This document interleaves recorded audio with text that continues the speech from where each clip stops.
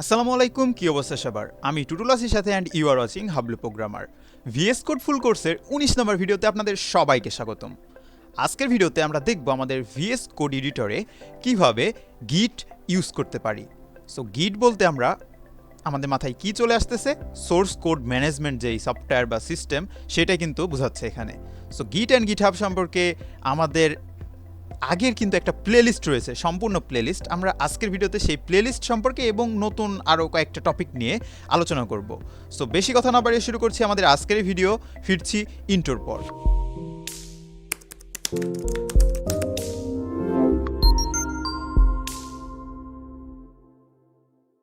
আমরা আমাদের code এডিটরটা open করার পর যদি এক্সটেনশন প্যানেলে যাই Ctrl+Shift+X এবং সার্চ অপশনে গিয়ে যদি লিখি @built-in,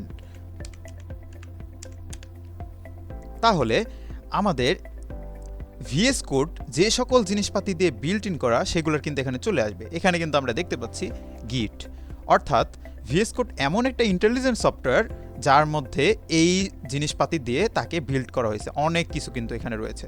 তার ভিতর গিট অর্থাৎ সোর্স কোড ম্যানেজমেন্টের জন্য গিট, গিটহাব, এই যে এগুলো কিন্তু রয়েছে। আমরা চাইলে গিট অ্যান্ড গিটহাব বিল্ট ইন যেটা রয়েছে সেটার মাধ্যমে কাজ চালিয়ে নিতে পারি, অথবা আরও কাজকে আরও বেশি প্রোডাক্টিভ করার জন্য একটা এক্সটেনশন ইউজ করব।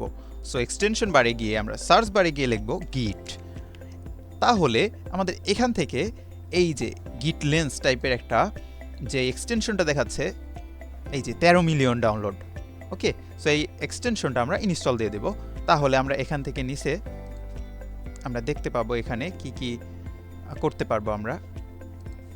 আমরা এই ডিটেলস প্যানেল থেকে দেখতে পারবো এই এক্সটেনশনের মাধ্যমে আমরা কি কি করতে পারবো। অনেক কিছু গিটের করতে পারবো। আমাদের ভিএস কোডে গিট অথবা গিটহাব ইউজ করার জন্য কিন্তু আমাদের সর্বপ্রথম গিট অ্যাপ্লিকেশনটা আমাদের পিসিতে ইনস্টল দিতে হবে। আপনি এই গিটের যেই সোর্স কোড ম্যানেজমেন্টগুলো এগুলো যদি কোডের মাধ্যমে না করতে চান, অর্থাৎ টার্মিনালে গিট ব্যাশের মাধ্যমে যদি না করতে চান, তাহলে আর একটা উপায় আছে গিটহাব ডেস্কটপ অ্যাপ্লিকেশনের মাধ্যমে, সেটাও করতে পারেন। সো গিট এবং গিটহাব ডেস্কটপ এই সম্পর্কে বিস্তারিত কিন্তু আমাদের একটা প্লেলিস্ট রয়েছে আমাদের হাবলু প্রোগ্রামারে।